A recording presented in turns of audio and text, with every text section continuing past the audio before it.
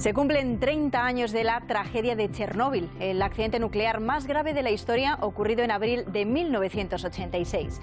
Según el último informe de Greenpeace, conocido hace poco, sigue muriendo gente y los casos de niños con cáncer son el doble que en las zonas limpias. El siguiente reportaje, grabado 10 años después de la tragedia, recuerda cómo sucedió aquello, pero sobre todo las secuelas que ese escape de radioactividad dejó en la población. Miles de muertos directamente en la explosión y miles de malformaciones y enfermedades. Una herencia cuya magnitud está aún por conocer.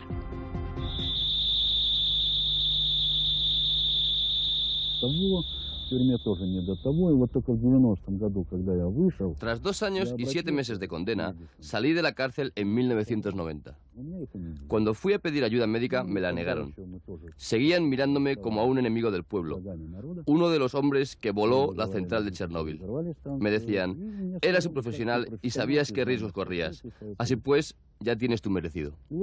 Solo el año pasado fui reconocido como un minusválido, igual que los demás afectados por las altas dosis de radioactividad.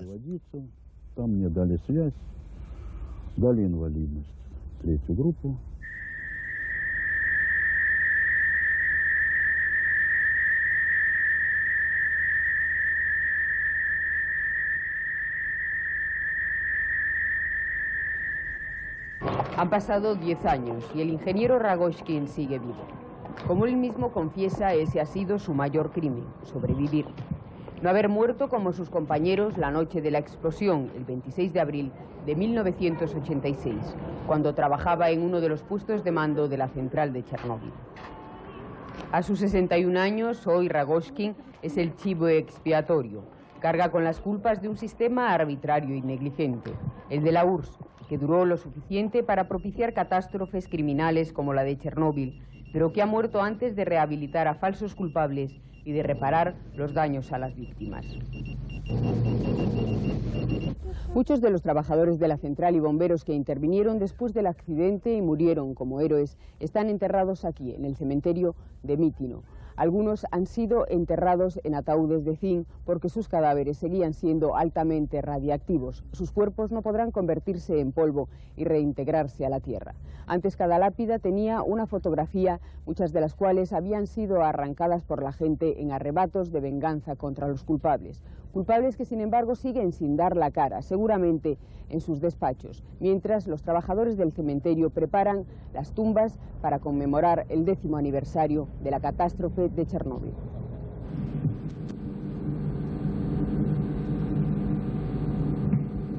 Pero la radiación señaló a los niños como su víctima preferida, niños que entonces tenían menos de 5 años. Un terror sin nombre ni página en sus libros de cuentos habría de arruinar el resto de sus vidas. En las ciudades evacuadas como Pripyat se quedó para siempre su infancia.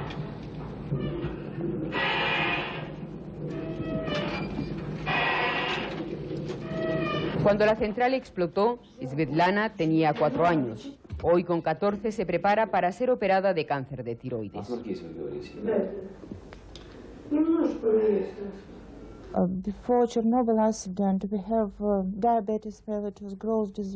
Antes del accidente de Chernóbil había diabetes, patologías de tiroides, pero después del accidente, especialmente desde 1990, han aumentado los cánceres infantiles de tiroides.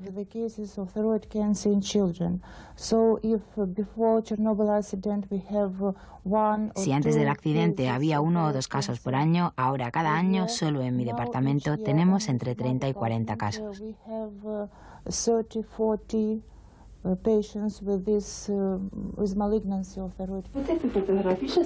También con 14 años y cáncer de tiroides, Vitia, que ya ha sido operado 2 veces y sigue tratamiento médico.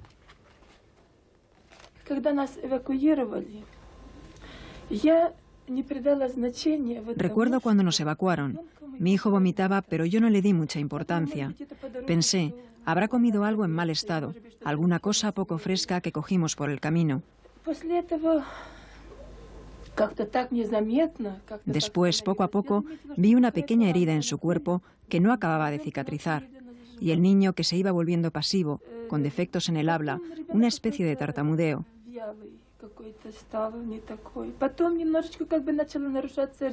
Finalmente comprendí que se sentía realmente mal.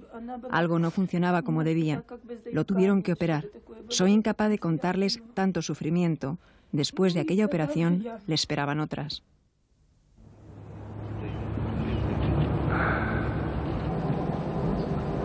Vitia vivía en Pripyat, una ciudad en la que solo quedan los restos de una huida precipitada y la impresión de que allí se vivió el día después, aunque no lo supieron porque la censura silenció el accidente.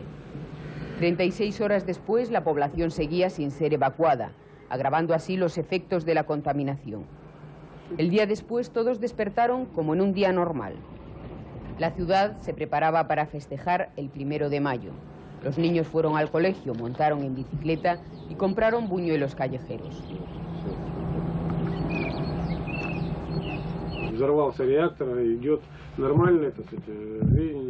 Explotó un reactor y la vida seguía bullendo alrededor.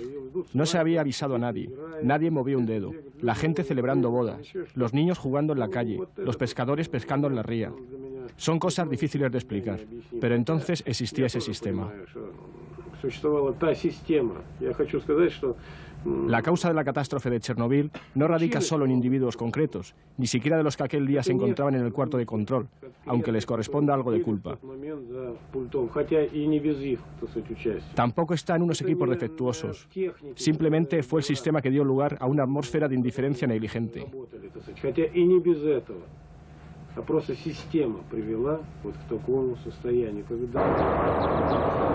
Sorprendiendo a todos, el reactor estalló. Quedaron libres 50 toneladas de combustible nuclear evaporado, lo que equivale a 10 bombas atómicas como las lanzadas sobre Hiroshima. El viento se encargó de transportar la nube radiactiva. Entonces aún existía la Unión Soviética y nos preparábamos para la guerra con Estados Unidos. Como militar, yo ensayaba armamentos. Participábamos en juegos bélicos con el siguiente guión. Estados Unidos nos asesta el golpe nuclear. 200 bombas atómicas explotan sobre Moscú. Nosotros, los militares, dibujando huellas radiactivas y trazando rutas entre las casas, siempre le ganábamos. De repente nos vemos ante una pequeña explosión nuclear. Nada de 200 bombas, solo un pequeño reactor. Y ahí quedó probado el deficiente grado de nuestra preparación.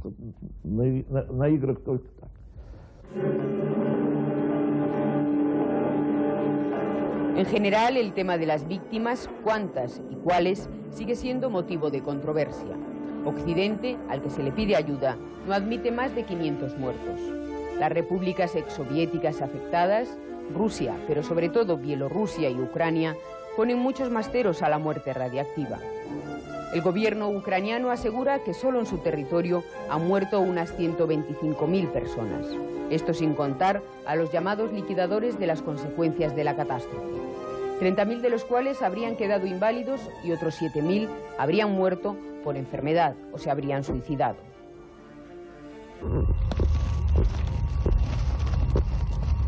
La noche de la tragedia se preparaba un experimento que otras centrales habían rechazado por el peligro que entrañaba.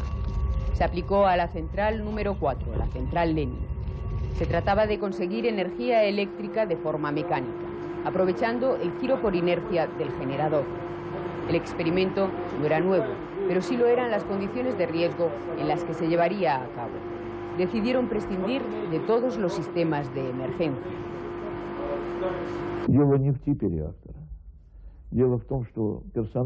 No fue un problema del reactor.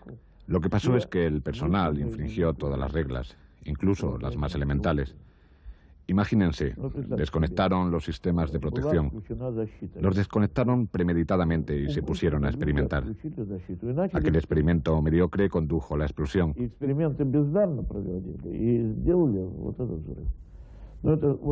Yo, que soy capitán de marina, les aseguro que si en un submarino abro la escotilla principal, desconecto el sistema de control automático y ordeno la inmersión, por fuerza nos vamos a pique. Nos hundiremos sin que importe qué tipo de submarino tenemos. Pues eso hicieron en la central. Infringieron todo cuanto podía infligirse y explotaron.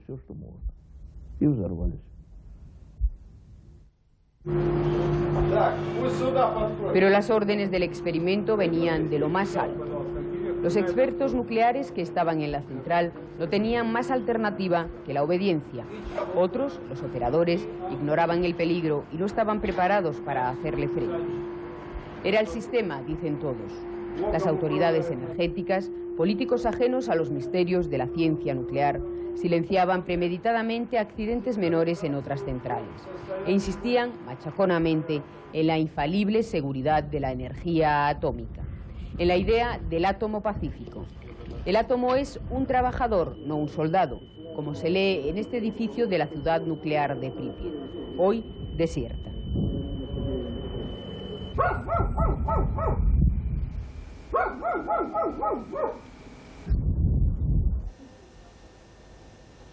Artistas frágiles y enfermos, los niños, decoran hoy con el horror de Chernóbil las paredes de hospitales y orfanatos.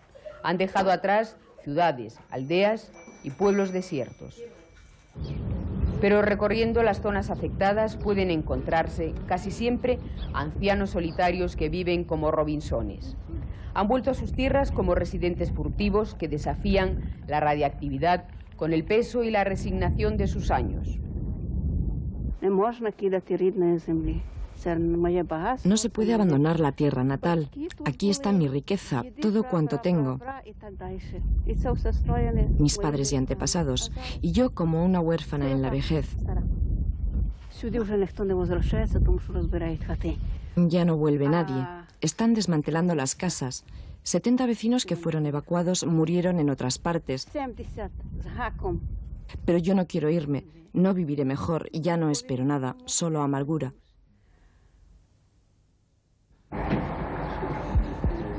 Chernóbil sigue funcionando. Una nueva ciudad, Slavutis, alberga a los nuevos trabajadores nucleares.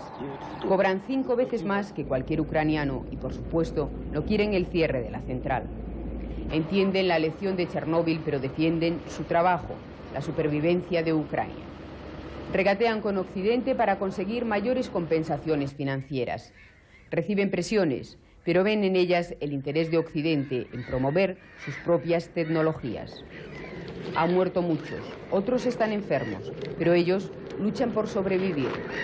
No tienen otra cosa que vender, nada que exportar, solo el miedo a Chernóbil, su peligro y su amenaza.